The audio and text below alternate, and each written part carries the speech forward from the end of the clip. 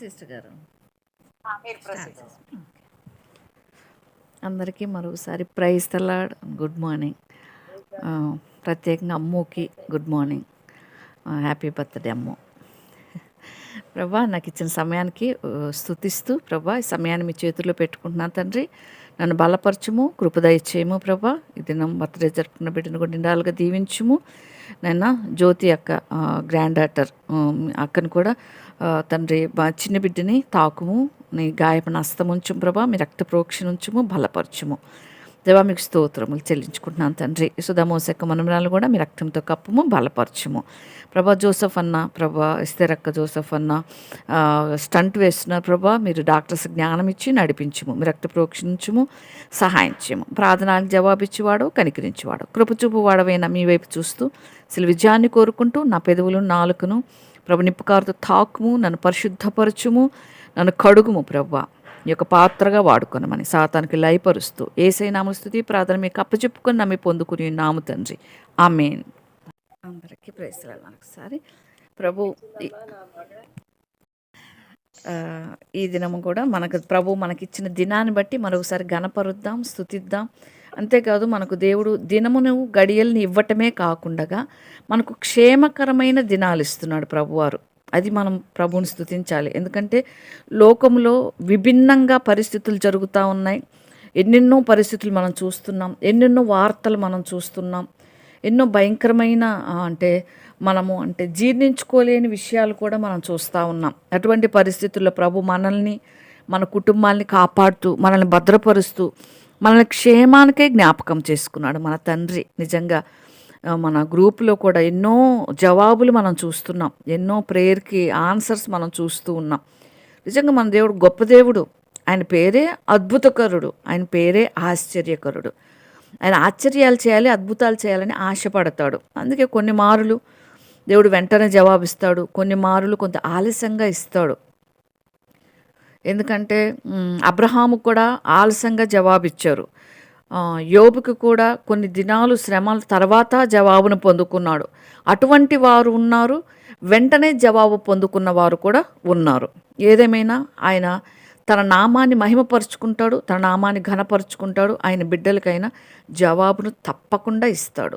మనం విశ్వాసములో స్థిరులమై కదలని వారంగా ఉండాలి అని ప్రభు కోరుకుంటాడు. అందుకే పేతురు గారు అంటాడు, మీరు ఆశ్చర్యపోవద్దు, మీకు కలుగుతున్న శ్రమల్ని బట్టి ఏదో ఒక వింత సంభవిస్తుందని మీరు ఆశ్చర్యపోవద్దు. అంటే తన దేవునికి భయభక్తులు కలిగిన వారు అందరికీ కలుగుతున్నాయి, మీకు కూడా కలుగుతున్నాయి. అంటే మనకు ముందున్న వారికి కూడా అలాంటి శ్రమలే కలిగినాయి. మనం అందుని బట్టి ఆశ్చర్యపోవాల్సిన అవసరం లేదు అని పేతురు గారు చెప్తారు. కాబట్టి మనం ఏది వచ్చినప్పటికీ ప్రభువు మీద మన దృష్టి మనం సడలించుకోకూడదు. నిలకడగా ప్రభు మీద స్థిరంగా నమ్మకం ఉంచాలి. ప్రభు మీద అంటే దేవుడు నాకు జవాబిస్తాడు, ఇంకంతే. నిశ్చయముగా అనే మాట చాలా బాగుంటుంది. అందుకే ఈరోజు నా అమ్ముకి ఇచ్చిన వాగ్దానాలు, నిశ్చయముగా నీ చేతుల కష్టార్జితం అనుభవిస్తావు. ఈ దినం క్యాలెండర్ వాక్యం కూడా, నిశ్చయముగా నేను నిన్ను ఆశీర్వదిస్తాను. నిశ్చయం అంటే ఇంకంతే, సీలేశాడు ప్రభు. నిశ్చయంగా అంటే ఇంకా ఖచ్చితంగా అంతే. మనుషులైతే మాట తప్పుతారేమో కానీ దేవుడు మాట తప్పనివాడు. నిశ్చయంగా అంటే నిశ్చయంగా ఇంకంతే, ఖచ్చితంగానే నేను ఇది చేస్తానంటే నేను ఖచ్చితంగా చేస్తాను. అందుకే అబ్రహాముకు కూడా దేవుడు అటువంటి వాగ్దానాలు ఇచ్చినాడు కదా. దేవుడు నిశ్చయంగా నేను ఆశీర్వదిస్తా. అబ్రహాం దేవుడు పిలుచుకున్నప్పుడే ఆదికాండం 12వ అధ్యాయంలోనే నువ్వు నీ దేశాన్ని నీ వారిని అందరిని విడిచి వచ్చేసేయి, నేను ఆశీర్వదిస్తా, నేను ఆశీర్వదించేవాళ్ళని ఆశీర్వదిస్తా, నిన్ను శపించే వాళ్ళని నేను శపిస్తా అన్నట్టుగా ప్రభు గొప్ప వాగ్దానాలతో అబ్రహామును పిలుచుకున్నాడు. అప్పుడే అబ్రహాము విశ్వాసముతో దేవుడు ఎట్లా నడిపిస్తారు అలా నడుచుకోవటం స్టార్ట్ చేసినాడు. కానీ మధ్యలో కొంత కనానును నీకు ఇస్తా అంటాడు దేవుడు ఆదికాండం 12వ అధ్యాయంలో. కనాను, ఈ దేశం అంతటిని నీ పితరులకి ఇస్తాను నేను అని చెప్తాడు. కాకపోతే ఐగుప్తు చూడటానికి కూడా సంచారం అలా సంచరించుకుంటూ ఐగుప్తుకు కూడా వెళ్తాడు అబ్రహాం. ఐగుప్తు అంతా సంచరిస్తూ ఉంటే అక్కడ జరిగిన విషయం మనకు తెలుసు. ఎందుకు చెప్తున్నా అంటే ప్రభువు నిశ్చయంగా ఆశీర్వదిస్తాడు. అబ్రహామును ఆశీర్వదించినాడు. కానీ మధ్యలో దేవుని బిడ్డలు సహితము అంటారు కదా, అంటే అబ్రహాం విశ్వాసమును దేవుడు చూచాడు. చాలా కొంత ప్రయాణం అక్కడ జరిగి ఉంటుంది దేవునికి అబ్రహాముకి. కనాన్ని ఇస్తానప్పుడు అబ్రహాం నమ్మాడు. అయితే ఐగుప్తులు అలా సంచరిస్తున్నప్పుడు ఐగుప్తు రాజుకి అబ్రహాం భయపడతాడు. ఎందుకంటే శారా మిక్కిలి చక్కనిది శారా. కాబట్టి ఐగుప్తు రాజు ఒకవేళ శారాని తీసుకుంటాడేమో అని అలా భయం ఉన్నప్పుడు పోకుండా ఉండాల్సింది. కానీ వెళ్ళాడు అబ్రహాము. అక్కడ ప్రదేశం చూచాడు. అంతా సంచరిస్తున్నప్పుడు ఆ రాజు దగ్గర ఉన్న వాళ్ళు చూడనే చూచారు. స్త్రీలు శారాని పొగిడారు. శారాని రాజు రప్పించుకున్నాడు ఫరో. నిజంగా అటువంటి పరిస్థితి కూడా వచ్చింది. అబ్రహాముకు కూడా కొన్ని పరిస్థితులు తారసపడ్డాయి. అబ్రహాం దేవుడు గొప్పగా కోరుకున్నాడు. అబ్రాము అని మొదట పేరు అబ్రహాముకి. అబ్రాము అంటే అంటే వాగ్దాన పుత్రుడు, అంటే దేవుని చేత అంటే ఆశీర్వదించబడిన వాడు, దేవుడు ఇచ్చిన వాగ్దానంలో నిలిచి ఉండాలి అని దేవుడు కోరుకున్నాడు. తర్వాత హాగరు జీవితంలోకి వచ్చి ఇష్మాయిల్ వచ్చిన తర్వాత అబ్రహాముగా మార్చుకున్నాడు. అంటే అనేక జనములకు తండ్రిగా, అంటే అనేక జాతులకు తండ్రిగా అబ్రహాం అయిపోయినాడు. అంటే కొన్ని పరిస్థితులు అలా అంటే దేవుడు ఇక అనుమతి ఇచ్చేస్తాడు. ఎందుకంటే దేవుడు మాట్లాడుతూనే వస్తున్నాడు అబ్రహాముతో. అయినప్పటికీ కూడా అబ్రహాము కొన్ని పొరపాట్లు, అంటే భక్తుల జీవితాల్లో కూడా అటువంటి పొరపాట్లు జరిగినప్పుడు తిరిగి మనం ప్రభు వైపు వస్తే ఏ విధంగా ప్రభు దాన్ని కూడా ఆశీర్వాదంగా మారుస్తాడో అనే దాన్ని కూడా అబ్రహాం జీవితం నుంచి కూడా మనం నేర్చుకోవచ్చు. అక్కడికి వెళ్ళటము, నా సహోదరి అని చెప్పమనటము జరుగుతుంది. ఆ విధంగా చెప్పినప్పటికీ ప్రభు కాపాడుకుంటాడు. ఎందుకంటే ఆశీర్వదిస్తాను వాగ్దానం ఇచ్చినాడు కదా. వాగ్దానం ఇచ్చిన దేవుడు మాట తప్పడు. నేను ఆశీర్వదిస్తా అంతే, దేవుడు చెప్పిన మాట నెరవేరుస్తాడు. అబ్రహాం అక్కడ పొరపాటు చేసినప్పటికీ, కరువు వస్తే ఐగుప్తుకు వెళ్ళినప్పటికీ, ఈ దేశం నీకు నీ సంతానానికి ఇస్తానని చెప్పినప్పటికీ అబ్రాము ఆ సమయంలో ఐగుప్తుకు వెళ్ళిన శారాని ఫరో తీసుకువెళ్ళి పెట్టుకున్నప్పటికీ శారాని ముట్టనివ్వలేదు. దేవుడు కాపాడుకున్నాడు శారాని, అబ్రహామును. అంత ఆశీర్వచనము ప్రభువుకి జ్ఞాపకం ఉంది. అబ్రహాం మర్చిపోయినా ప్రభు మర్చిపోలేదు. అందుకే ప్రభు కాపాడుకున్నాడు అక్కడ. నిజంగా అబీమెలెకు కూడా ఒకసారి పట్టుకుపోతాడు. అంటే ఫరో చేత కూడా గద్దించబడినాడు అబ్రహాం. ఒక అన్యుడే, ఎందుకు నువ్వు నా చెల్లెని ఎందుకు చెప్పినావు, నాకు నువ్వు ఎందుకు చెప్పలేదు అని. అయినా కూడా నిజంగా దేవుడు ఎంత గొప్ప దేవుడు అంటే ఫరో ద్వారా అబ్రహామును ఆశీర్వదించినాడు. అక్కడ మనం తర్వాత చదివితే ఉంటుంది, తర్వాత చదవండి, ఇది మన భాగం కాదు కాబట్టి. ఆది కాండంలో ఉంటుంది 17, 14, 15 అధ్యాయాలు మనం చూస్తే దేవుడు నిజంగా ఫరో అనేకమైన బహుమానాలు ఇచ్చి, అనేకమైన వాటినిచ్చి పంపించేస్తాడు, నువ్వు వెళ్ళిపో ఇక్కడి నుంచి అని. నిజంగా ఎంత గొప్ప దేవుడు కదా. అంత గొప్ప దేవుడు 12వ అధ్యాయంలోనే ఉంటుంది, మనం 10వ వచనం నుంచి 20 వరకు చదువుకుంటే. కాబట్టి అక్కడ నుంచి ఆయన జీవితం మారింది. ఒక పక్క ఆశీర్వాదం వచ్చింది. శారాని బట్టి, ఫరో దగ్గర ఉన్న దాన్ని బట్టి దేవుడు ఎలా విడిపించాడంటే ఫరో కుటుంబానికి అంత నష్టం జరుగుతూ ఉంది అక్కడ. కాబట్టి ఫరో గద్దించి అబ్రహామును పంపించడం మనం ఆ భాగంలో చూస్తాం. ఎన్నో ఇచ్చి పంపిస్తాడు అబ్రహాముకు మేలు కలుగుతుంది ఫరోను బట్టి. కానీ ఫరో ఇంటికి మాత్రము కీడే అది. కాబట్టి ఆ విధంగా దేవుడు ఒక్కసారి వాగ్దానం ఇస్తే తప్పని దేవుడని అబ్రహాం ద్వారానే దేవుడు రుజువుపరుచుకున్నాడు. అందుకే దేవుడు అబ్రహాంని అక్కడి నుంచి మరి తిరిగి ఐగుప్తు నుంచి బయటికి పంపించి దేవుడు గొప్పగా దీవించినాడు. అంత గొప్ప దేవుడు మన దేవుడు. అబ్రహాము తర్వాత చోటు చేసుకుంది ఐగుప్తుకు వెళ్ళటాన్ని బట్టి ఒకవైపు ఆశీర్వాదం వచ్చింది, కానీ ఒకవైపు హాగర్ కూడా ప్రవేశించింది. హాగర్ ప్రవేశించడం మూలంగా జాతులు ఏర్పడినాయి, 2 జాతులు అయిపోయినాయి. ఇష్మాయిల్ వచ్చినాడు, ఇష్మాయిల్ సంతానం. ఇది ఒక విధంగా చెప్పాలంటే ఒక బలహీనతను తెచ్చుకున్నట్లయింది ఐగుప్తు నుంచి. ఐగుప్తు వారితో అసలు కలవకూడదు కదా, కనానికి ఇస్తానన్నప్పుడు ఐగుప్తు నుంచి ఒక అన్య స్త్రీనే ఆమె హాగర్ని వివాహం చేసుకోవటం, హాగర్ ద్వారా సంతానోత్పత్తి. ఈ దినం వరకు కూడా అది పోరాటం. నిజంగా అటువంటివి కొన్ని అంటే భక్తుల జీవితాల్లో కూడా దేవుడు జరిగించినాడు. అందుకే అంటాడు కదా, దేవుడు ఏది కూడా ఒక ఉద్దేశంతోనే చేస్తాడు. ఆయన మర్మయుక్తమైన దేవుడు. ఆయన మర్మాలు మనం తెలుసుకోలేం, జీవితాంతం కూడా మనము ఆయన తెలుసుకోలేం ఆయన గ్రంథంలో. నిజంగా 65 ఇయర్స్లో ఉన్నప్పుడు శారాన్ని తీసుకుపోవటం ఏంటి, అబీమెలెకు దగ్గర 87 ఇయర్స్లో 87 or 89 ఇయర్స్లో నిజంగా ఈ ఏజ్‌లో కూడా శారాను తీసుకపోవటం ఏంటి? ఇటువంటియన్నీ కూడా మర్మాలు. ప్రభువు గ్రంథము మర్మం. దేవుడే మనకు మర్మమైన దేవుడు. దేవుడంటే దేవుడే. దేవుడు మనిషిలాగా మనిషిని మనము అంటే రీసెర్చ్ చేసి కనుక్కున్నట్టు దేవుడిని కనుక్కోలేం. దేవుడంటేనే ఒక స్పెషల్. దేవుడంటేనే ఒక ప్రత్యేకత. ఆయన మర్మమైన దేవుడు. ఆయన్ని మనం కనుగొనలేం. నిజంగా ఆయన అంత గొప్ప దేవుడు. ఆయన అంత గొప్ప దేవాది దేవుడు. ఆయన ఎంత గొప్ప పరమ తండ్రి మన తండ్రి. అందుకే అటువంటి తండ్రిని మనము కలిగి ఉన్నామంటే గొప్ప భాగ్యం. ఇటువంటి పరిస్థితుల్లో కూడా మనం కలిగి ఉన్న గొప్ప భాగ్యం. అందుకే మనం ప్రభు బిడ్డలుగా అవటమే గొప్ప భాగ్యం. ప్రభు మనకిచ్చిన రక్షణకే ప్రతిదినం స్తుతించవచ్చు. మనుషులం కాబట్టి ఎన్నో వస్తాయి జీవితంలోకి. కొన్నిసార్లు అనారోగ్యాలు రావచ్చు, కొన్నిసార్లు ఆర్థిక ఇబ్బందులు రావచ్చు, కొన్నిసార్లు ఇంకో పరిస్థితి రావచ్చు. కానీ ఆయన ఒక టైంలో మనకు వాగ్దానం ఇచ్చుంటాడు. ఆ వాగ్దానం మర్చిపోడు. తను అలానే పట్టుకొని ప్రభు ఆయన సమయంలో నెరవేర్చుకుంటాడని మనం అబ్రహాం జీవితం ద్వారా కూడా మనము నేర్చుకోవచ్చు. అందుకే పౌలు గారు కూడా అంటాడు అబ్రహాం గురించి చూస్తే, అబ్రహాముకి 2 జాతుల మధ్య 2 నిబంధనలు ఉన్నాయి. అబ్రహాం గలతీ పత్రికలో పౌలు గారు చెప్తాడు 2 నిబంధనలు అని. నిజంగా అటువంటి దేవుడు మన దేవుడు. మన దేవుడు ఆశీర్వాదానికే కర్త.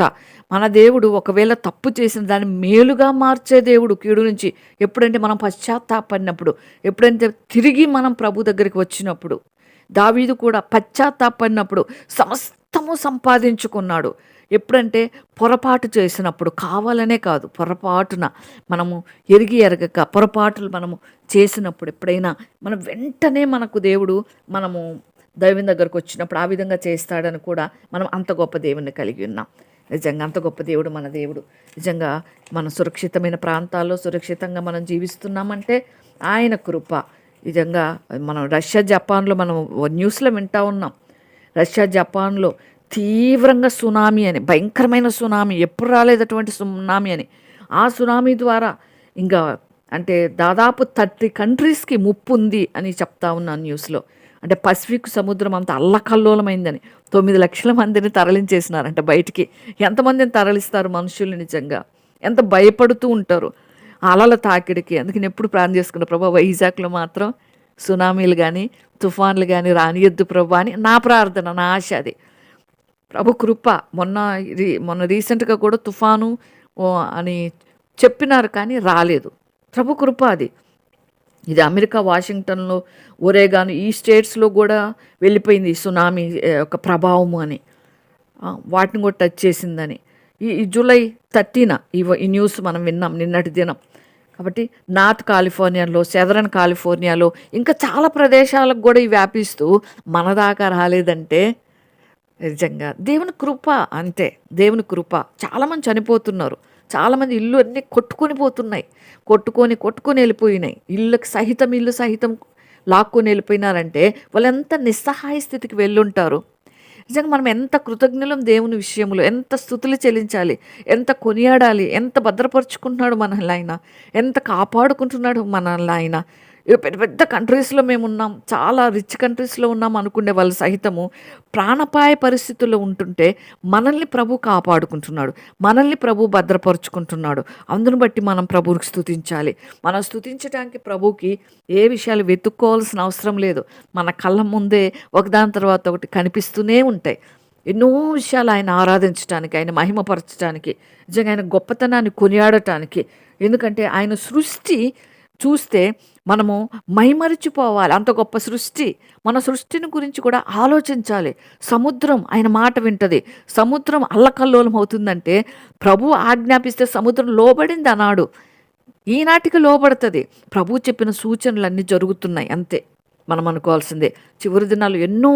అందుకే దేవుడు ఎన్నో చెప్పిన ఒక దాంట్లో కాకుండా సృష్టిలో అనేక సూచనలు పెట్టినాడు దేవుడు. ఆకాశంలో, సూర్యునిలో, చంద్రునిలో అన్నిట్లో పెట్టినాడు. ఎందుకంటే సూర్యులు చీకటి కమ్ముద్దని, చంద్రుడు రక్తంగా మారుతాడని, నక్షత్రాలు రాలిపోతాయని రీసెంట్గా మనం విన్నాం. కొన్ని చోట్ల బుల్కలు పడినాయి అని.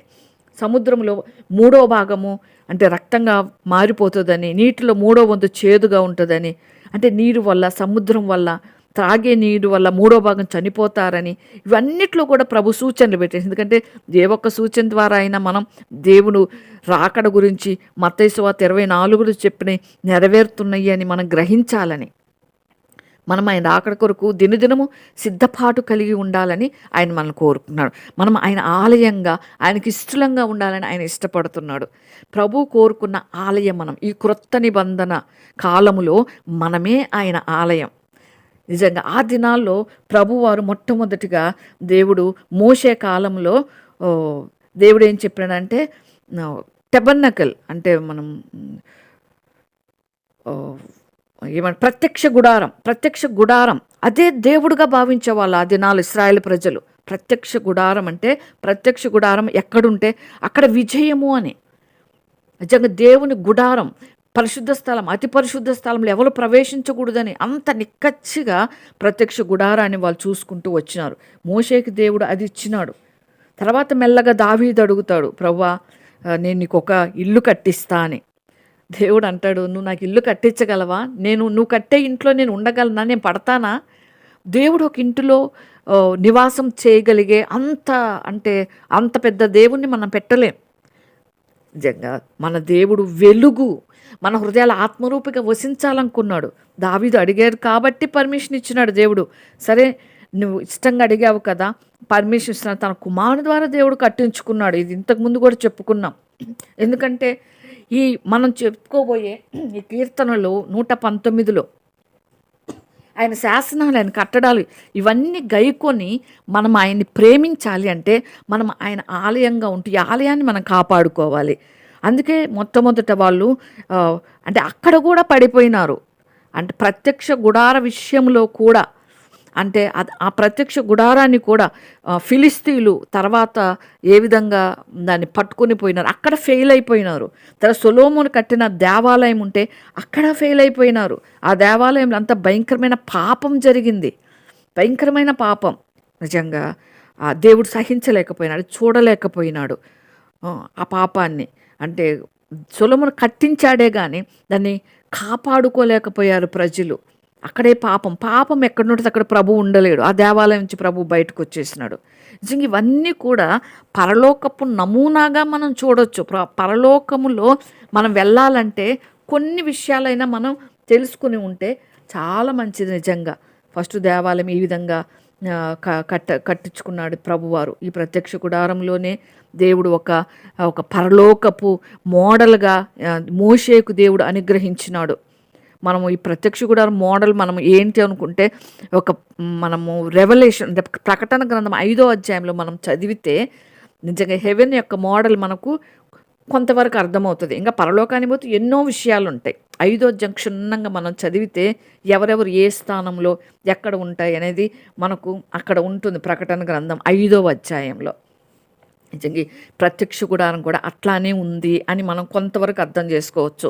దేవుడు సింహాసనం మీద కూర్చుని ఉంటాడని, అక్కడ కృపాసనం ఉంటుందని, ఎక్కడెక్కడ ఏమేమి ఉంటాయో కూడా చాలా క్లియర్గా చెప్పడం జరిగింది అక్కడ.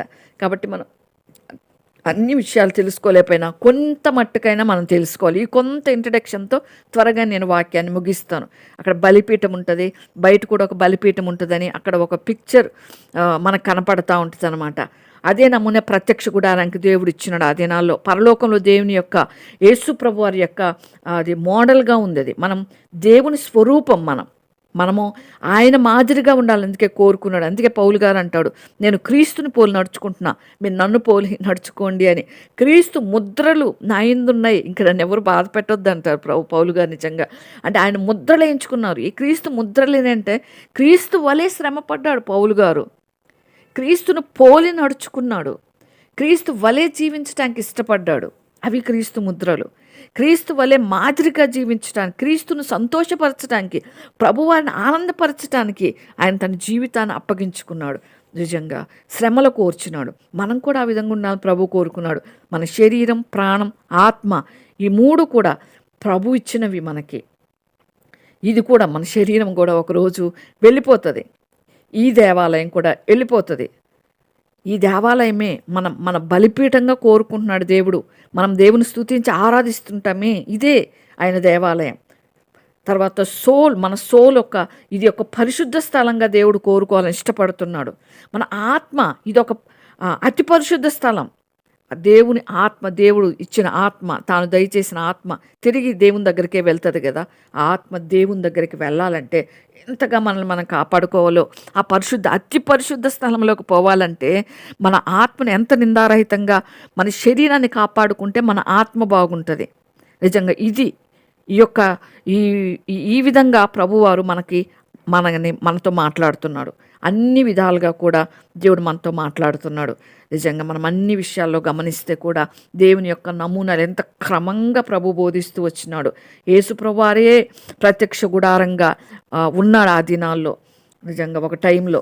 తర్వాత అయితే యేసు ప్రభువారు తర్వాత ఒకసారి ఏమంటారంటే, ప్రభు రాతి మీద రాయి ఇక్కడ ఒకటి కూడా నిలవదు అంటారు ప్రభువారు వచ్చిన తర్వాత.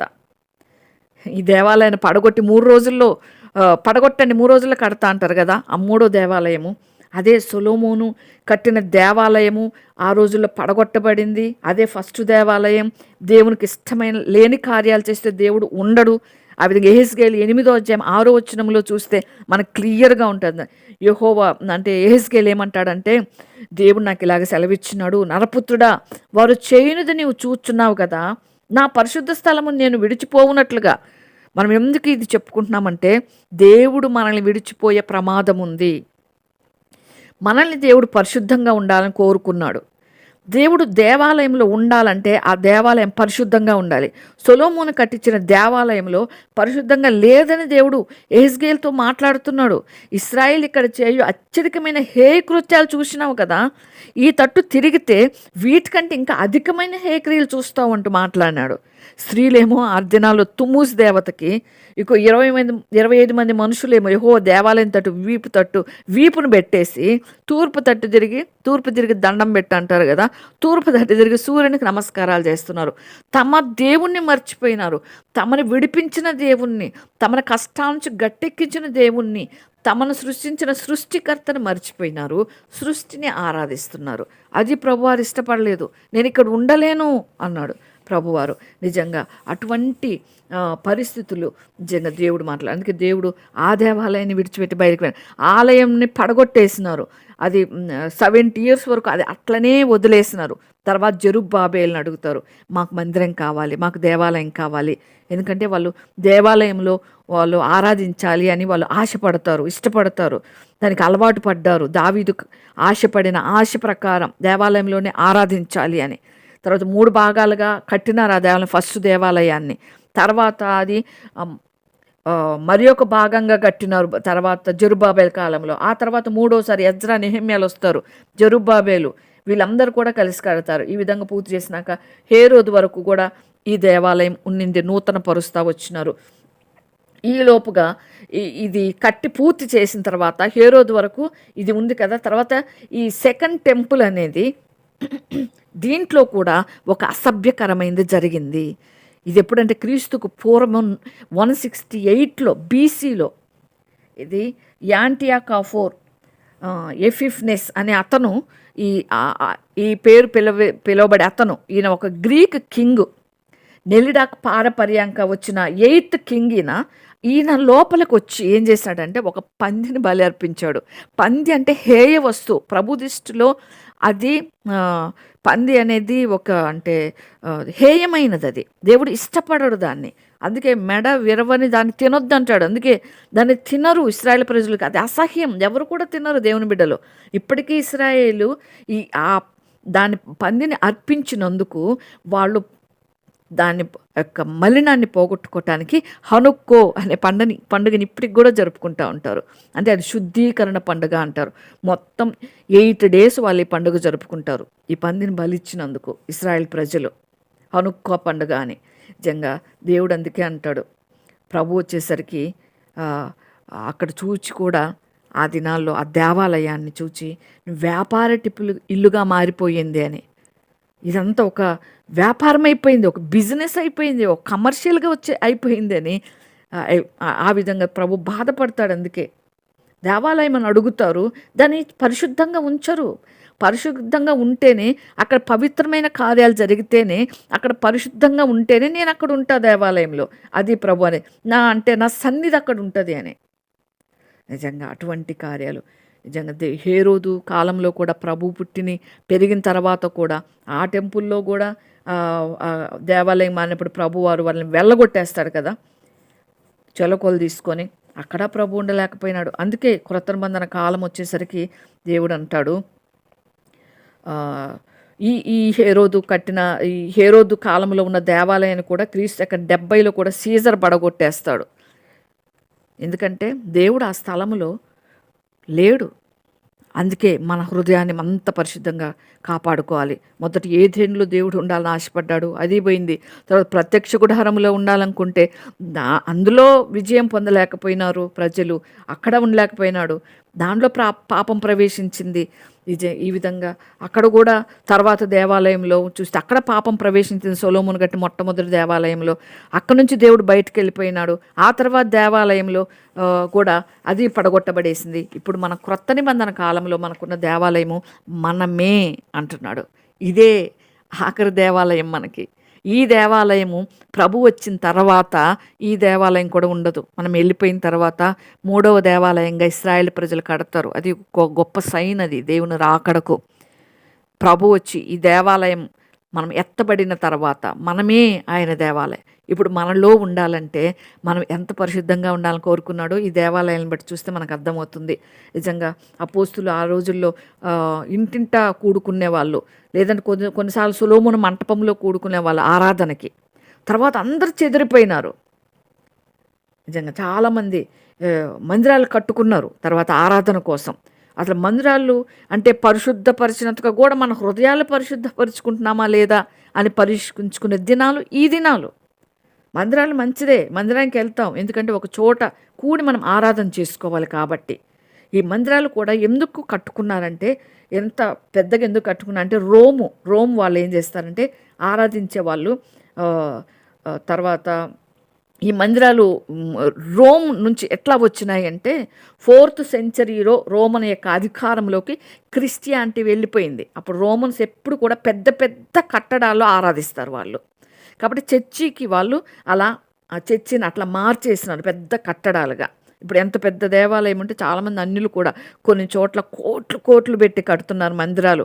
అక్కడికి వెళ్ళి వీడియోలు తీసుకొని సోషల్ మీడియాలో కూడా పెడుతున్నారు, ఇంత పెద్ద మందిరం వీళ్ళు ఇంత కోట్లు పెట్టి కట్టారంట అని. రోమన్స్ ఆ విధంగా కట్టేవాళ్ళు. కాబట్టి అది అలవాటైపోయింది మనుషులకి. ఏదేమైనప్పటికీ ఈ దినాల్లో మనమే ఆయన ఆలయం, మనం ఎరగాలని ప్రభు మనల్ని కోరుకుంటున్నాడు. ఆయన ఆలయంలో మనం ఉండాలంటే మనం ఏ విధంగా ఉండాలో మనం చూసుకోవాలి, మనల్ని ఎప్పుడు పరీక్షించుకోవాలి. ఆయనకి ఇష్టంగా ఉంటేనే ఆయన మనలో ఉండగలుగుతాడు. నిజంగా దేవుడు కట్టిన అది చేతి కట్టడాల్లో ఆయన ఉండనంటే కూడా వాళ్ళు కట్టుకున్నారు, దేవుడు పర్మిషన్ ఇచ్చాడు. కానీ అక్కడ కూడా పరిశుద్ధంగా లేకపోతే అక్కడి నుంచి ఆయన సన్నిధి అక్కడ ఉండలేకుండా వెళ్ళిపోయినారు. కాబట్టి మనల్ని మనం పరీక్షించుకోవాలి. అందుకే ఈ దేవుని శాసనాలు, దేవుని కట్టడులు ఆశ్చర్యకరములు అని భక్తుడు అనేది. అందుకే 119 ఈరోజు 129 నుంచి 136 వరకు మనం చూస్తే 8 వర్సెస్లో ఈ భాగం పే అంటాం కదా. పే అనే దానికి అర్థాలు మనం ప్రతిదీ చెప్పుకుంటూ వచ్చినాము. ఈ భాగంలో పే అంటే మౌత్ అని, నోరు అని అర్థం హీబ్రూ భాషలో. నిజంగా కాబట్టి ప్రతి దానికి మనం అర్థం తెలుసుకోవాలి. కాబట్టి పే అంటే ఏంటో అనుకోకుండా కొన్ని విషయాలు ఇప్పుడు మనకు అన్నీ అంటే అందుబాటులోకి వచ్చినాయి కదా. అన్ని బుక్స్ కానీ అన్ని రకాలు కానీ మనకు అందుబాటులో వచ్చినాయి. కాబట్టి ఇప్పుడు తేలిగ్గా మనం ప్రతి విషయాన్ని కూడా తెలుసుకోవచ్చు. కాబట్టి మనం తెలుసుకుంటే మంచిది. బైబిల్ గ్రంథం, పరిశుద్ధ గ్రంథంలో ఉన్న విషయాలు తెలుసుకోగలిగితే మంచిది. చాలామంది కూడా చెప్పినారు మన గ్రూప్లో, ఇది కూడా ఒక నోరు, మన నోటి గురించి మనం చెప్తే చాలా ఉంటుంది కదా. యాకోబు పత్రిక 3వ అధ్యాయంలో నోరుని ఏ విధంగా మనం కాపాడుకోవాలో అనేది, నోరు ఎంత పవర్ఫుల్, అగ్ని లాంటిదని వాడుకుంటే ఒక అగ్నిలాగా చుచ్చు పెట్టేదిగా వాడవచ్చు. ప్రభు కొరకై మృదువైన మాటలతో, ప్రభు వాక్యాన్ని పరిశుద్ధమైన వాక్కులతో కూడా నోటిని మనము వాడుకోవచ్చు. ఆ విధంగా దేవుడు మనకు నోటిని ఇచ్చినాడు.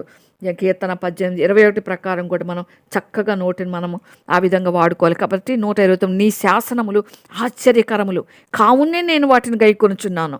ఆశ్చర్యకరమైన సంగతులు తెలుసుకోవటము మనం ఆశ కలిగి ఉండాలి. ఆసక్తి కలిగిన వారికి దేవుడు కొన్నైనా బయలుపరుస్తాడు. ఈ లోకంలో ఉన్నంత కాలం మనం కొంతే తెలుసుకుంటాం. పరలోకం పోయిన తర్వాత అన్నీ తెలుసుకోగలం. ఆ కొన్ని విషయాలు కూడా మనం తెలుసుకోవటానికి ఆసక్తి కలిగి ఉండాలి. ఆశ కలిగి ఉన్న వారికి ఆశ కలిగిన ప్రాణాన్ని తృప్తిపరుస్తా అన్నాడు ప్రభు. మనం వేటి విషయాలు ఆశ కలిగి ఉండాలంటే, నిజంగా కింద వచనంలో చూస్తే 131లో నేను నీ ఆజ్ఞల యందైన అధిక వాంఛ చేత నేను నోరు తెరిచి ఒగర్చుచున్నాను. దేని విషయంలో ఒగరుస్తున్నారంట భక్తుడు? దేవుని ఆజ్ఞల ఎందైన అధిక వాంఛ.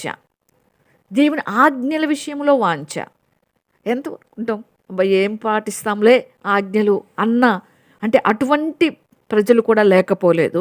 దేవుని ఆజ్ఞల విషయంలో వాంఛ కలిగి ఉన్నామంటే దేవుని ప్రేమిస్తున్నాము అని అర్థం. దేవుని ఆజ్ఞలు నేను గైకొనటానికి ఇష్టపడతాను ప్రభా, నీ ఆజ్ఞ నాకు అతి ప్రియమైనవి అని మనం అంటే అప్పుడే మనం దేవుని ప్రేమిస్తున్నట్టు.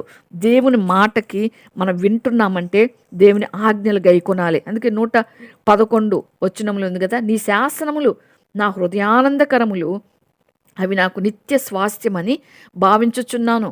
మన స్వాస్థ్యం అది. దేవుని శాసనాలు, దేవుని కట్టడాలు ఏంటంటే అవే నా స్వాస్థ్యం అంటున్నారు భక్తుడు. మనం కూడా ఆ విధంగా అనుకోగలగాలి. దేవుని ఆజ్ఞలు మనకు భారమైనవి కావు. ఆయన్ని ప్రేమిస్తే ఆయన మాట వింటాం. మన పిల్లలు మన మాట వినకపోతే మనం ఎంత బాధపడతాం, ఎన్ని చెప్పుకుంటాం.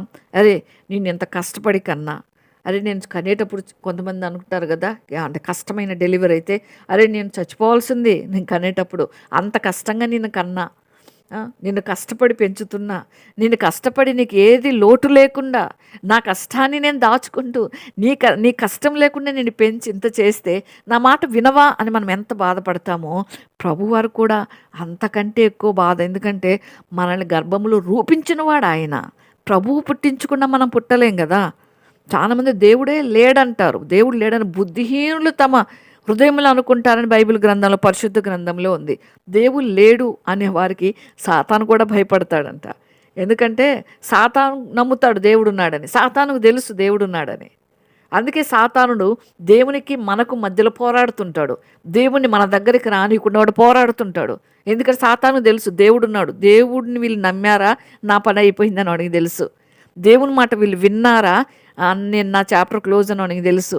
దేవుని ఆజ్ఞల ప్రకారం వీళ్ళు జీవించారా, ఇంక నేను వీళ్ళ దగ్గరికే వెళ్ళలేను, వీళ్ళని పోగొట్టుకుంటా నేను అని వానికి తెలుసు. అందుకే వాడు భయపడతాడు. కాబట్టి ఆ విధంగా దేవుడు మన కట్టడాల్ని, ఆయన శాసనాల్ని మనం గైకొనాలి. అందుకే భక్తుడు అంటాడు, నీ వాక్యములు వెల్లడి ఎగటతోడనే వెలుగు కలుగును, అవి తెలివి లేని వారికి తెలివి కలిగించును. దేవుని వాక్యము తెలివి లేని వారికి తెలివి కలిగించేవి, బుద్ధి లేని వారికి, బుద్ధిహీనులకు జ్ఞానమిచ్చేవి. వాక్యం చదువుతూ ఉంటే వాక్యపు వెలుగులో భక్తుడు యెషయా అంటారు కదా, నీ ముఖ కాంతులు మా రహస్య పాపాలు కనబడుతున్నాయ్యా అని.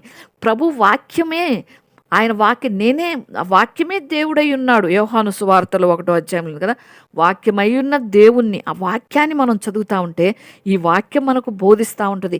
ఈ వాక్యం మన మనసాక్షితో మాట్లాడుతూ ఉంటుంది. ఇదిగో నీలో ఇంకా ఇది నువ్వు విడిచిపెట్టలేదు, ఇదిగో ఇది ఇంకా నువ్వు ఒప్పుకోలేదు, ఇదిగో ఈ పొరపాటు చేసావు కదా, ఇంకా దీని గురించి ఇంకా నువ్వు క్షమాపణ అడగనే లేదు నన్ను అని వాక్యమైన దేవుడు ఈ వాక్యం మనల్ని హెచ్చరిస్తూ ఉంటుంది. అందుకే వాక్యాన్ని మనం చదవాలి. వాక్యాన్ని మనం చదువుతున్నప్పుడు వాక్యం మనతో మాట్లాడుతుంది. అందుకే సామెతల గ్రంథం మనము చాలామంది అంటారు కదా, సామెతలు యవ్వనస్తులు చదవాలని. యవ్వనస్తులే కాదు, ప్రతి ఒక్కరు చదవాల్సిందే. చాలా మంచి పుస్తకం. సొలొమోను గారు చక్కటి జ్ఞానవాక్కులు రాసినాడు. అందుకే అంటాడు కదా సొలొమోను గారు, జ్ఞానమునకు సామెతలు 2:2 వచనం నుంచి చూస్తే, మొదటి నుంచి చూసిన, నా కుమారుడా నీవు నా మాటలు అంగీకరించి నా ఆజ్ఞలు నీ యొద్ద దాచుకో. ఏం దాచుకోవాలి? బ్యాంకులో డబ్బులు దాచుకోవటానికి ఇష్టపడతాం కదా. డబ్బులు ఎక్కువగా దాచి పిల్లల కొరకు ఏం దాచుతాం? సహజంగా డబ్బు. పిల్లలకమ్మో నా పిల్లలకి రేపు ఇది దాచాలి, ఇది చెయ్యాలి, అది చేయాలి, బాగా ఆలోచిస్తాం. మంచిదే. ఎందుకంటే మన ద్వారా పిల్లలు వచ్చారు కాబట్టి వాళ్ళని మనము చూడటం మన బాధ్యత. దేవుడిచ్చిన బాధ్యత అది. ఖచ్చితంగా చూడాలి. కుటుంబాన్ని దేవుడు క్రమపరిచాడు. కుటుంబాన్ని కట్టింది కూడా దేవుడే కాబట్టి దాన్ని చూడాలి. దానికంటే ఎక్కువగా మనం దేవుని ఆజ్ఞలను దాచుకోవాలంట. మనం దాచుకుంటే జ్ఞానమునకు నీ చెవియొగ్గి హృదయపూర్వకంగా వివేచనను అభ్యసించాలి. హృదయపూర్వకంగా వాక్యం దగ్గరకు వచ్చి ప్రభా నాతో మాట్లాడు అంటే మాట్లాడతాడు. అమ్మో దేవుడు ఏం మాట్లాడతాడు, నేను ఏం చేయాల్సి వస్తుందో అనుకుంటే ఆ వాక్యం మనసులోకి ఎక్కనే ఎక్కదు. ప్రభు నువ్వు ఏది చెప్తే అది చేస్తా అంటేనే ప్రభు మాట్లాడతాడు, అంటేనే వాక్యం మన హృదయంలోకి చొచ్చుకుంటుంది. ఆ విధంగా ప్రభు నువ్వు ఏది ఆజ్ఞాపిస్తే నేను రెడీ ప్రభు అంటేనే ఆ వాక్యం మన హృదయంలో చొచ్చుకొని వెళ్ళి మన కీళ్ళను, ఎముకలను, మూలుగులు సహా అది కదిలిస్తుంది, మనల్ని పరిపూర్ణంగా చేస్తుంది, రాకడ కొరకై సిద్ధపరుస్తుంది, ఈ దేవాలయాన్ని అది భద్రపరుస్తుంది, ఆయన వాక్యంతో నింపుకుంటుంది. అందుకే జ్ఞానముకి చెవియొగ్గాలంట, హృదయపూర్వకంగా వివేకాన్ని అభ్యసించాలి, తెలివికై మొరపెట్టాలంట. ప్రభా నాకు తెలివి, నా జ్ఞానమి, వివేచనకై మనవి చేయాలంట. ప్రభా నాకు వివేచనాత్మనివ్వు. చాలామందికి ఈ ఆత్మ ఉంటుంది, అంటే జరగబోయే విషయాలు కలిస్తారు, ఎవరు ఏంటో కూడా తెలుసుకుంటారు, వివేచనాత్మ అంటారు దాన్ని. అది మనం ప్రార్థన చేసి పొందుకోవాలి, ఎవరి దగ్గర మోసపోకుండా నిమిత్తం. వివేచనాత్మ నాకు ఇవ్వు. ఎట్లా వెతకాలంట దాన్ని? వెండిని వెతికినట్లు దాన్ని వెతకాలంట. వెండిని ఎట్లా వెతుకుతాం? ఒకవేళ వెండి అదొక పక్క అక్కడ వెండి ఉంది వెళ్ళి తెచ్చుకోండి అంటే ఎంత జాగ్రత్తగా వెతుకుతాం కదా, పోటీల మీద వెళ్ళి వెతుక్కుంటాం. ఊరికే వస్తుంది మీకు అక్కడ వెండి ఉంది అంటే. దాచబడిన ధనాన్ని వెతికినట్లు వెతకాలంట. మనం ఎక్కడైనా డబ్బు దాచిపెడితే దాన్ని ఎంత జాగ్రత్తగా తీస్తాం కదా, ఎంత జాగ్రత్తగా లెక్క పెట్టుకుంటాం కదా, అట్లా వెతకాలంట మనం జ్ఞానాన్ని, దేవుని మాటలను, దేవుని వాక్యాన్ని. యెహోవా భయభక్తులు కలిగింటే ఎట్టిదో అప్పుడు గ్రహిస్తామంట. అట్లా వెతికితే దేవుని యందు భయభక్తులు కలిగి ఉంటే ఎట్లాంటిదో అప్పుడు మనం గ్రహిస్తాం. దేవుని ఇచ్చిన విజ్ఞానం అప్పుడు మనకు లభిస్తుంది. యెహోవాయే జ్ఞానం ఇచ్చేవాడు, తెలివి వివేచన దేవుని నోటి నుండి వస్తుంది. ఆయన నోటి నుంచి ప్రతి మాట మనకు బుద్ధి కలిగిస్తుంది, బుద్ధిహీనులకు బుద్ధి కలిగిస్తుంది, యథార్థవంతులైతే వర్ధిల్ల చేస్తుంది దేవుని మాట. యుక్తముగా తప్పక నడుచుకునే వాళ్ళకి ఆయన మన కేడముగా ఉంటాడు. న్యాయం తప్పిపోకుండా కనిపెట్టే వాళ్ళకి ఆయన భక్తుల ప్రవర్తనను ఆయనే కాచుకుంటాడు. మనం న్యాయం తప్పకుండా ప్రవర్తిస్తుంటే దేవుడు మనల్ని కనిపెట్టి మన ప్రవర్తన ఆయన కాపాడుకుంటాడు. నిజంగా ఈ విధంగా జ్ఞానం 10వ వచనంలో ఉంటుంది, 2:10 సామెతలు, జ్ఞానము నీ హృదయంలో చొచ్చును, తెలివి నీకు మనోహరముగా ఉండును. తెలివి మనోహరంగా ఉండాలి, జ్ఞానం మన హృదయంలో చొచ్చాలి. మనల్ని కాపాడేది ఏందో తెలుసా? బుద్ధి. నిజంగా బుద్ధిహీనులకు లెక్కలేని దెబ్బలు తగులుతాయని ఉంటుంది కదా, బుద్ధి మనల్ని కాపాడుతుంది, వివేచన మనకు కావలి కాస్తుంది. దుష్టుల మార్గం నుండి మూర్ఖంగా మాట్లాడే చేతులు మనం రక్షిస్తుంది, అది మన భయం నుంచి కాపాడుతుంది. మనం దేనికి భయపడం, సింహంలాగా ధైర్యంగా ఉంటాం. ఎప్పుడంటే దేవుని యందు భయభక్తులు కలిగి ఏంటో నేర్చుకున్నప్పుడు, హృదయపూర్వకంగా తెలివికై మనము జ్ఞానముకై వెతికినప్పుడు, ధనాన్ని ఎతికినట్లు, వెండిని ఎతికినట్లు, ధనమును వెతికినట్లు మనం వెతకాలి ఆయన వాక్యాన్ని. అప్పుడైనా ఎక్కలేని ధైర్యం, ఎక్కడికి పోయినా భయం ఉండదు, ఎక్కడికి పోయినా మనకు ధైర్యమే. ఎందుకంటే ఆ తెలివి, ఆ బుద్ధే మనల్ని కాపాడుతూ ఉంటుంది. బుద్ధి మన జ్ఞానం రావాలంటే వాక్యాన్ని చదవాలి, బైబిల్ని చదవాలి, ఆత్మీయ మనోనేత్రాలు తెరవబడాలి. తెలివి ఎందరికి లేదా? ప్రభు నమ్మని వాళ్ళకు కూడా ఉంది, వాళ్ళకుండే తెలివితేటలు వాళ్ళకున్నాయి. ప్రభు బిడ్డలంగా మనకు ఆత్మీయ మనోనేత్రాలు, ఆత్మీయంగా మనల్ని కట్టుకోవాలి. అదే మనకు పరలోకాన్ని ఇస్తుంది, పరలోక భాగ్యం ఇస్తుంది, మనకి నిత్య రాజ్యం ఇస్తుంది, నిత్య జీవం ఇస్తుంది మనకి. దేవుని యందు భయభక్తులు అంత గొప్పది నిజంగా. అందుకే మనం ఆ విధంగా చూసుకున్నాం. మనం ఈ వచనాలను బట్టి మనం చూసుకున్నట్లయితే, అందుకే దేవుడు వాక్యాన్ని మనకు పరిశుద్ధ గ్రంథాన్ని ఇచ్చినాడు. ప్రభువారు దేవుని కొరకై పొగరుస్తున్నాడంట భక్తుడు. మనం ఆ విధంగా అంతగా ప్రేమించాలి. అందుకే నీ నామును ప్రేమించే వారికి నీ చేయదగినట్లు నా తట్టు తిరిగి నన్ను కరుణించు అంటున్నాడు భక్తుడు. ప్రభా నీ వాక్యమును బట్టి నా అరుగులు స్థిరపరచు, ఏ పాపం నన్ను ఏలనీయకము. నిజంగా ఎప్పుడు పాపం మనం ఏలదు అంటే, నిజంగా మనం చూస్తే దేవునికి మన ప్రవర్తన అంటే దానికి అధికారం ఇచ్చినప్పుడు సామెతల గ్రంథం 3వ అధ్యాయంలో ఉంటుంది కదా, సామెతల గ్రంథం 3:21 నుంచి మనం చూసినట్లయితే, నాకు లెస్సైన జ్ఞానమును వివేచన భద్రం చేసుకో. జ్ఞానాన్ని భద్రం చేసుకోవాలి, వివేచనను భద్రం చేసుకోవాలి. వాటిని నీ కన్నులు ఎదుట తొలగిపోని, మన కన్నులు ఎదుట జ్ఞానం ఉండాలి, మన కన్నుల ఎదుట వివేచన ఉండాలి. అది ప్రభు దగ్గర అడిగి పొందుకోవాలి. ఎవరికైనా యాకోబు పత్రికలో ఉంది, జ్ఞానం కొదువుగా ఉందా, నన్ను అడగండి నేను ఇస్తా, అంతే. ప్రభువుని అడగాలి. అవి మనకు జీవాన్ని ఇస్తాయి. మన మెడక అలంకారం అంట. మన మెడక అలంకారం ఏంటంటే దేవుడిచ్చే జ్ఞానం. అప్పుడు మన మార్గమున మనం సురక్షితంగా వెళ్తామంట. మన మార్గాలు సురక్షితంగా వెళ్ళాలంటే దేవుడిచ్చే జ్ఞానాన్ని, వివేచన ప్రభు దగ్గర నుంచి సంపాదించుకొని వాటి అలంకారంగా పెట్టుకోవాలి. అప్పుడు దేవుడు అంటాడు, నీ మార్గం నీ సురక్షితంగా ఉంటావు, నీ పాదం ఎప్పుడూ తొట్టిల్లదు. పండుకున్నప్పుడు నువ్వు భయపడవు, నీ పరుని సుఖంగా నిద్రపోతావు. నిద్ర పట్టదంటారు చాలామంది. నిద్రపోతావు హ్యాపీగా. ఆకస్మికంగా భయం వచ్చిందనుకో, దుర్మార్గులకు నాశనం వచ్చినప్పుడు నువ్వు భయపడవు. మేము బాగున్నాం అనుకుంటారు, జ్ఞానవంతులు అనుకుంటారు బుద్ధిహీనులు. మా జ్ఞానమే జ్ఞానం అనుకుంటారు. కానీ ఆరి జ్ఞానానికి మించిన జ్ఞానం నీకు ఇస్తా. వాళ్ళకి భయం వచ్చినప్పుడు నువ్వు భయపడవు. యెహోవా నీకు ఆధారం, నీ కాలు చిక్కుపడకుండా ఆయన నిన్ను కాపాడుకుంటాడు. అప్పుడు దేవుడు కాపాడుకుంటాడు. మనం దేవుని ప్రేమించి, దేవుని ఆజ్ఞలు గైకొని, దేవుని వాక్యం కోసం మనం ఒగురుస్తూ ఉంటే, ఆశపడతా ఉంటే, తృష్ణగొంటా ఉంటే ఆయన వాక్యాన్ని, ఆయన వాక్య విషయంలో ఆయనే మనల్ని కాపాడుకుంటాడు. మనం భయపడాల్సిన అవసరం, మన కాలు చిక్కుపడకుండా ఆయనే కాపాడుకుంటాడు. బాప్తీసం వాగ్దానం నాది ఇది. నేను బాప్తీసానికి సిద్ధపడి కూడా మళ్ళీ 1 year బ్యాక్ ఎందుకు వచ్చానంటే, ప్రభా బాప్తీసం తీసుకొని శోధనలు వస్తాయంటారు, బాప్తీసం తీసుకొని బల్లో చేసి నాకు తప్పులు చేయకూడదు కదా అన్నట్లుగా 1 year మళ్ళీ ఆగి నేను బాప్తీసం తీసుకున్నాను. ప్రభు నాకు ఇచ్చిన వాగ్దానం ఇది. పొరపాట్లు ఉంటాయి, సాతానుడు వస్తాడు. ఎప్పుడైతే బాప్తీసం తీసుకుంటామో, దేవుని పిల్లలం అవుతామో, అప్పుడు సాతానుడు కూడా వేచి ఉంటాడు కదా. యవ్వనస్తులు అందుకే తప్పక తొట్టిల్లుదురనుంది. ఏదో ఒక విషయంలో తొట్రుపాటు వాడు కలిగిస్తాడు. కానీ ఆయన ఇచ్చిన వాగ్దానము ఆయన మరిచిపోడు. మన కాలు చిక్కుపడకుండా ఆయన కాపాడుకుంటాడు. కాపాడుకోవాలంటే మనల్ని మనం ఆయనకు అప్పచెప్పుకోవాలి, ఆయన చేతుల్లో పెట్టుకోవాలి, ఆయన వాక్యాన్ని ప్రేమించాలి, ఎరగాలి.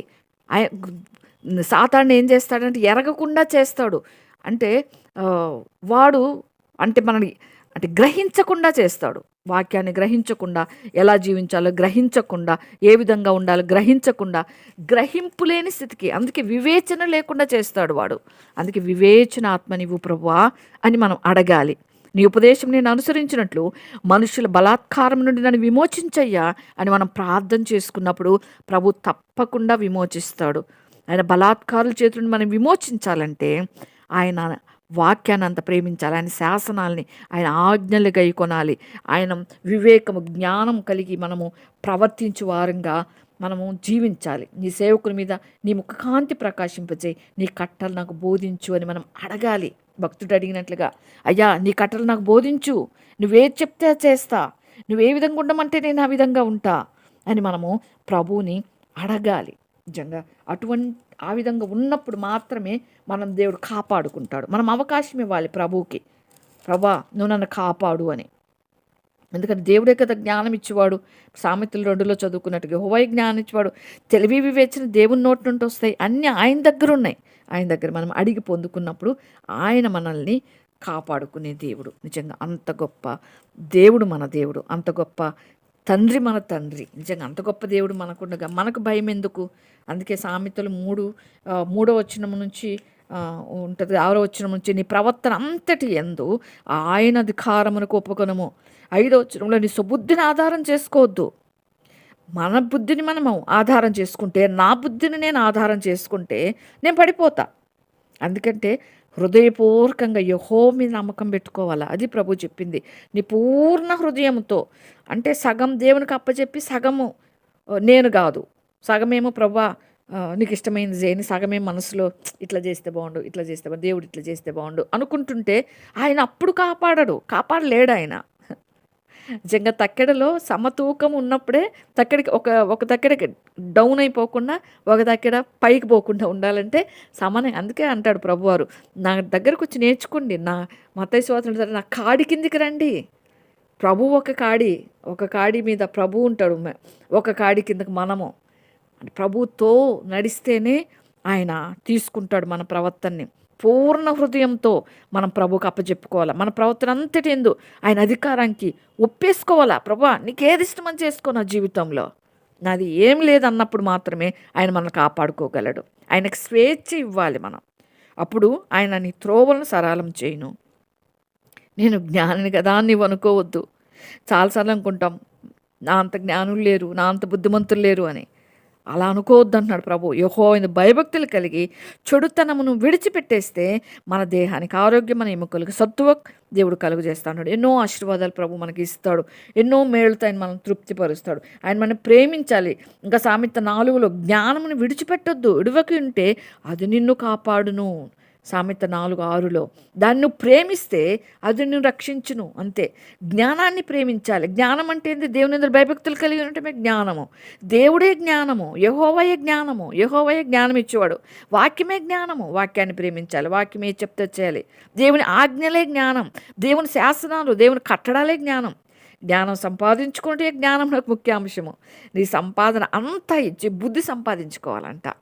మన సంపాదన అంతా ఇచ్చి బుద్ధి, అంటే బుద్ధి అంత గొప్పది. మన సంపాదన అంతటికంటే గొప్పది.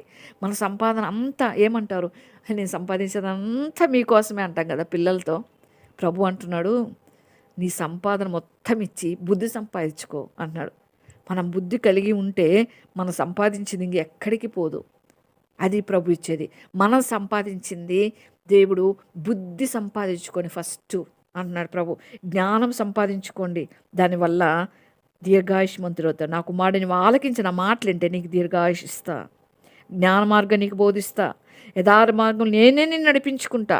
నువ్వు నడిచినప్పుడు నీ అడుగు ఇరుకున పడకుండా నేను కాపాడుతా. నువ్వు పరిగెత్తుతా ఉంటే నీ పాదమిక తొట్టిల్లదు. నువ్వు ఉపదేశం విడిచిపెట్టద్దు, దాన్ని గట్టిగా పట్టుకుంటే అది జీవము.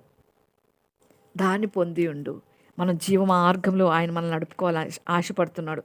అందుకే ఆయన మార్గంలో మనం నడిస్తే ఆయనకు అప్పచెప్పుకుంటే ఆయన మనం నడిపించుకుంటాడు. ఆయనకి స్వేచ్ఛ ఇవ్వాలి. ఈ దేహం పైన, ఈ దేహం అనే ఆలయం, ఇది మనం ఆయన ఆలయంగా చేసుకున్నాడు. ఈ క్రొత్త నిబంధన కాలంలో మనం ఉన్నాం. ఈ కృపాయుగంలో మన దేహమే ఆయన ఆలయం. ఎంత భాగ్యం! ప్రభా నా దేహం నీ ఆలయం. ఎట్లా ఉంటే అతి పరిశుద్ధమైన తండ్రి అతి పరిశుద్ధ స్థలంలోకి మనం తీసుకెళ్లాలంటే ఈ దేవాలయం ఎంత పరిశుద్ధంగా కాపాడాలో అంత పరిశుద్ధంగా మనల్ని కాపాడుకుంటేనే ఈ దేవాలయంలో ప్రభు ఉంటాడు. లేకపోతే ఆయన ఉండలేడు. ఆయన రెండిటి మధ్యలో ఉండలేడు కదా. మురికి కాలువ దగ్గర ఎంతసేపు నిలబడతారు ఎవరైనా కూడా? డ్రైనేజ్ దగ్గర ఎంతసేపు నిలబడతాం? ఒక బస్సు కోసం నిలబడితే బస్సు వచ్చేదాకా నిలబడతాం. తర్వాత ఎప్పుడెప్పుడు పోదామా, ఎప్పుడెప్పుడు బస్సు వస్తే ఇక్కడ కంపులు వేస్తుంది అనుకుంటాం కదా. అంతే ప్రభువారు కూడా మన హృదయములు అన్నీ మనము దేవునికి ఇష్టం లేని పెట్టుకుంటే ఆయన ఉండలేడు. అందుకే మనం అన్నిటిని కూడా తొలగించుకోవాలి. అంటే గలతీ పత్రిక 5వ అధ్యాయంలో ఉంటాయి శరీర కార్యములు స్పష్టమైనవి.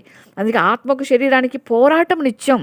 గలతీ 5:16 నేను చెప్పున్నది ఆత్మానుసారంగా నడుచుకునుడి, అప్పుడు మీరు శరీరేచ్ఛ నెరవేర్చరు.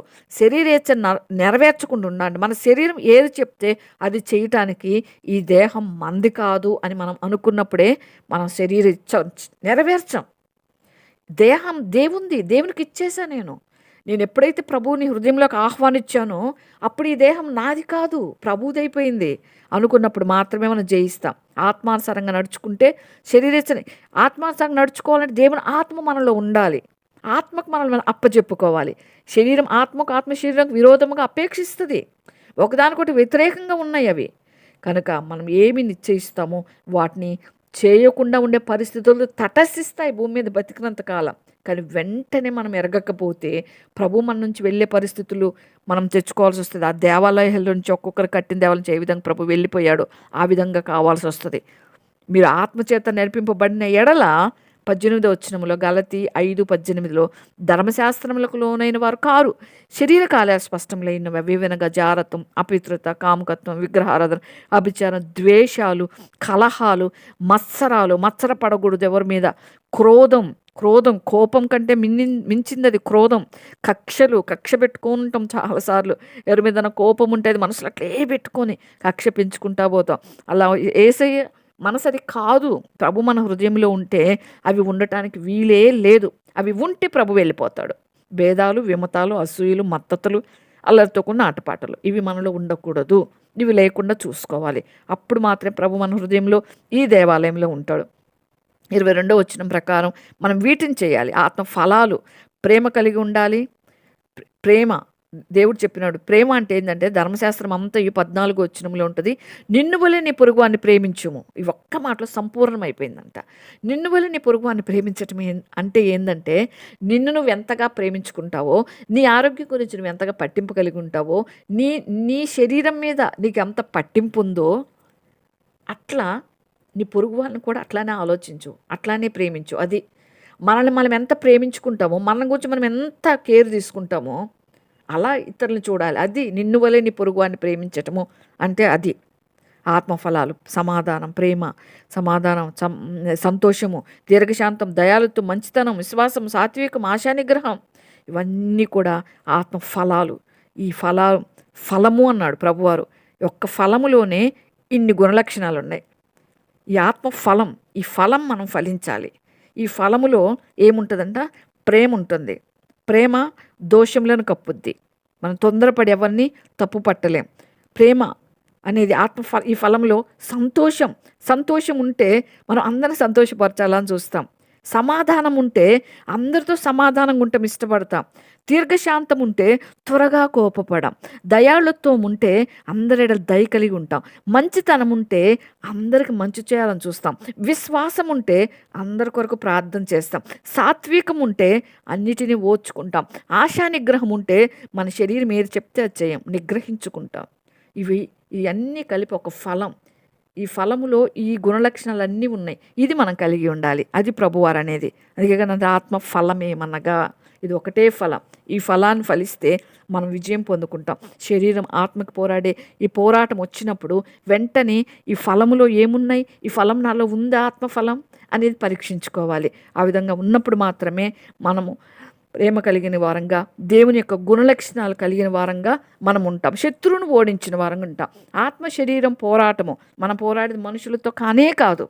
మన శరీరముకు ఆత్మకు మధ్యలో పోరాడేవాడు సాతానుడు, మనిషి కాదు.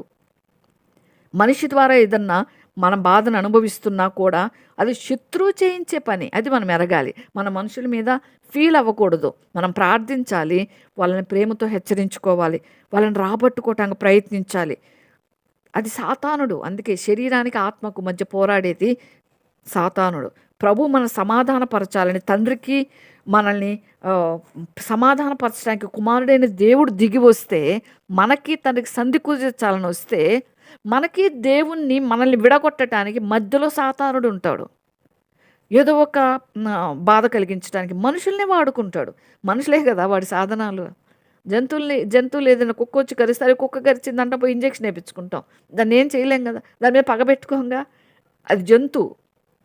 అందుకే మనిషికి మనిషే శత్రువు అనుకుంటున్నారు, కానీ కాదు. మనిషిని వాడుకునే సాతానుడు.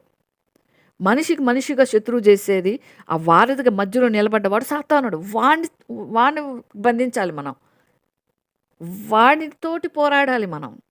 ఈ ఫలాలు ఫలించుకుంటూ పోతే చాలు, వాడు మంచి దూరం అయిపోతాడు. ఆత్మఫలం ఈ ఫలంలో ఉన్న వాటినన్నీ కలిగి ఉంటే వాడు దూరం అయిపోతాడు.